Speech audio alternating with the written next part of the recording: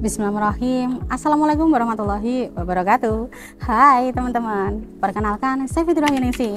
Kita kali ini akan belajar bersama loh terkait dengan memanfaatkan fitur Google Business untuk meningkatkan penjualan. Nah, di sini teman-teman nih, kita kan pada tahu nih bagaimana caranya untuk kita itu memanfaatkan sebagaimana mungkin Google Business itu benar-benar membantu kita nih dalam bidang penjualan, ya kan? Nah, di sini saya punya beberapa manfaat untuk yang bisa teman-teman lakukan di dalam Google Business.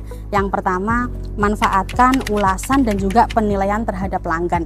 Nah, di sini kita juga harus tahu mengapa sih ulasan itu penting. Nah, di sini kita juga harus tahu loh bagaimana caranya ketika kita itu melakukan sebuah kayak edukasi terkait dengan bagaimana caranya meningkatkan kredibilitas dan juga kepercayaan pelanggan melalui rating ya. Dimana kita juga harus mempengaruhi keputusan pembelian calon pelanggannya kita.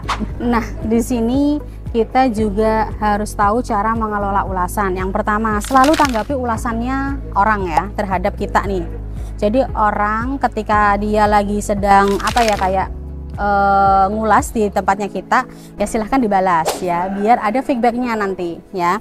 Lalu yang kedua, minta pelanggan yang puas untuk memberikan ulasan. Jadi kita harus bagaimana caranya ketika orang itu benar-benar beli, datang ke tempatnya kita, itu benar-benar bisa dikatakan memuaskan banget loh ini toko online-nya kita. Nah, itulah untuk yang pertama adalah memanfaatkan ulasan ya, dan yang kedua itu adalah menggunakan postingan nih.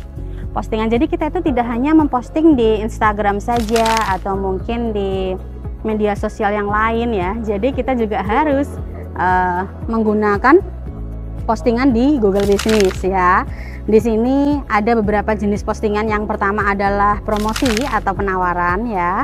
Jadi kita harus melakukan penawaran juga ya terkait itu. Lalu acara atau berita terbaru. Jadi apa saja sih yang bisa untuk dijadikan contoh terkait dengan bagaimana caranya ketika kita itu memanfaatkan Google Business ya.